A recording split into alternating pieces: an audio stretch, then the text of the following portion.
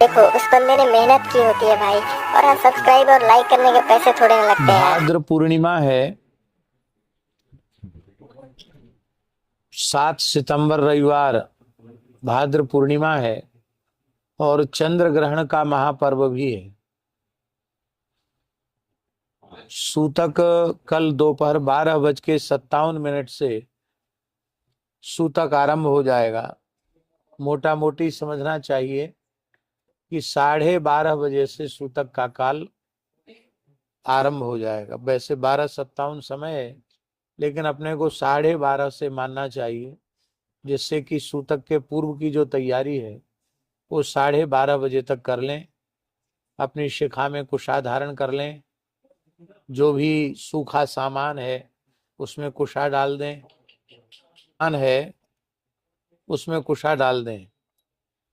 और सूतक के काल में जो रुग्ण हैं उन रुग्ण को, रोगियों को फल जल आदि ले सकते हैं, अन्न नहीं लेना चाहिए।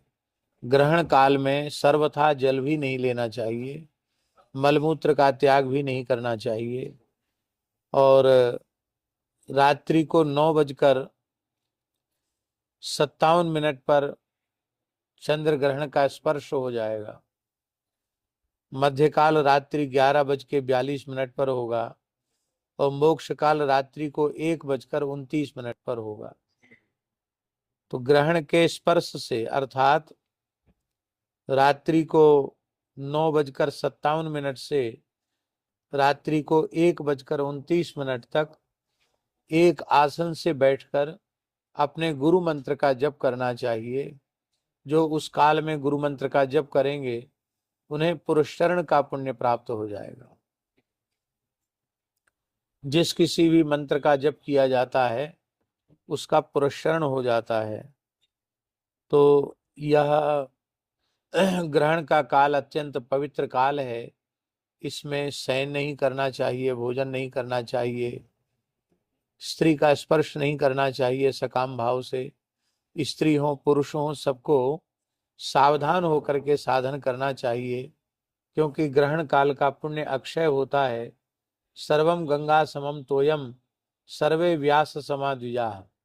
सारा जल गंगा जल के तुल्य हो जाता है और सभी ब्राह्मण वेदव्यास के तुल्य होते हैं। इसलिए स्पर्श के काल में पूरा सिर से स्नान करना और मोक्ष के काल में सिर से स्नान करना, आवश्यक हो तो मध्य में भी स्नान किया जा सकता है। बहुत से लोग तो जल में ही बैठ करके पूरा जप करते रहते हैं। लेकिन जिसके शरीर की जैसी सामर्थ्य हो, स्पर्श काल में एक बार स्नान और मोक्ष काल में स्नान। मोक्ष काल के बाद फिर लगभग 1:29 पर मोक्ष काल है।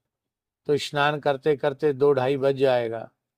फिर ब्रह्मवेला आ जाएगी, तो अपना नित्य नियम शुरू कर दें और नित्य नियम के बाद फिर ठाकुर जी की सेवा पूजा सवेरे 4-5 बजे ठाकुर जी की सेवा पूजा शुरू कर दें। शयन नहीं करना चाहिए। उत्तम पक्ष यही है कि ग्रहण के मोक्ष स्नान के बाद शयन नहीं करना चाहिए। शयन करेंगे तो फिर दूसरे दिन दिनचर्या तक सोएंगे तो किया कराया सब गुड़ गोबर हो जाएगा। इसलिए फिर रात्रि को शयन नहीं करना चाहिए।